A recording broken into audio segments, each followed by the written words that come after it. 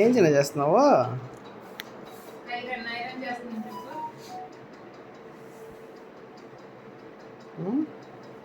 ఏం చేస్తున్నావు? నువ్వు అంత హైట్ లేవు రవి, 3 అడుగులు లేవు, 3 అడుగులు పైన ఉన్నావు. ఐరన్ చేస్తున్నావా?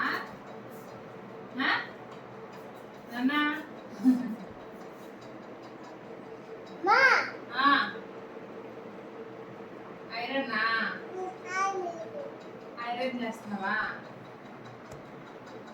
ఏం చేస్తున్నావు నాన్న? ఏం చేస్తున్నావు? బట్టలు ఐరన్ చేస్తున్నావా?